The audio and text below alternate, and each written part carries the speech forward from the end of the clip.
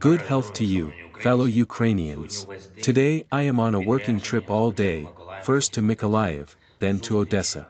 Meeting and negotiations with the Danish delegation, with Prime Minister Fredriksson, representatives of the coalition of parties. In particular, with the Danish Minister of Defense and the Minister of Foreign Affairs. They are part of the delegation.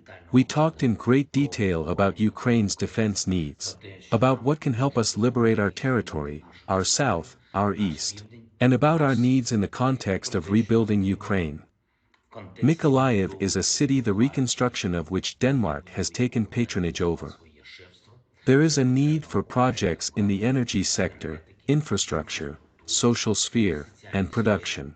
An especially sensitive issue for Mykolaiv is water purification and restoration of normal water supply, which was destroyed by the Russian invaders.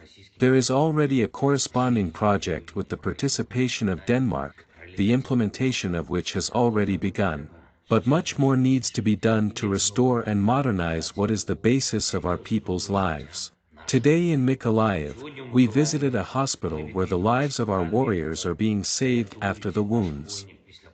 We thanked the doctors and nurses. We supported our defenders. This hospital is just one of those examples where modernization and reconstruction are critical. And I want to thank Denmark, personally Mrs. Prime Minister and other representatives of the Danish government for their willingness to help Ukraine. For the willingness to support until the full restoration of Ukraine's territorial integrity and until the complete reconstruction of everything necessary for life.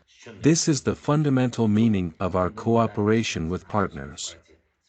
Russian terror must lose everywhere and in everything, both on the battlefield and with the fact that not a single ruin will remain in our country, with the fact that we can rebuild everything and thus prove that freedom is stronger.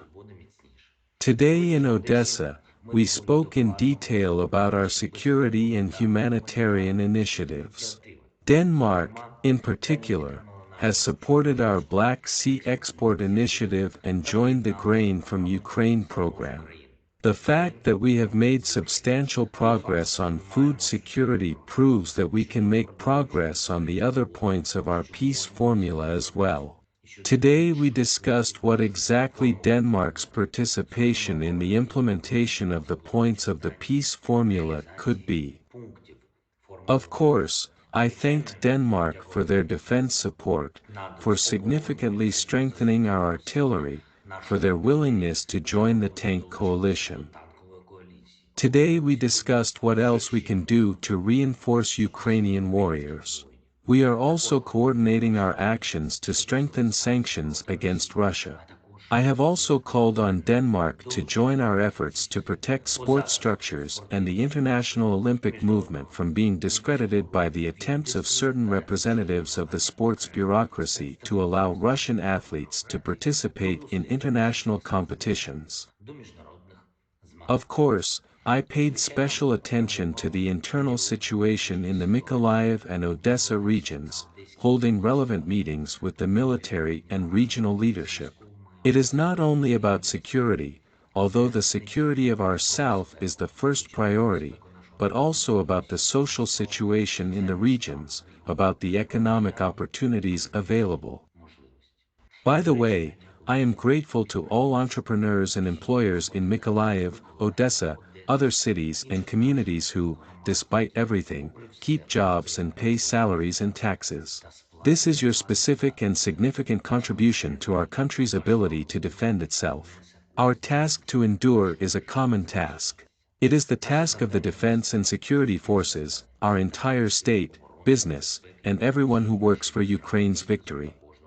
Thank you to everyone who is fighting for Ukraine. Thank you to everyone who is helping. Thank you to everyone who is defending Odessa, who is defending Mykolaiv and our entire south, as well as all of Ukraine. Glory to Ukraine.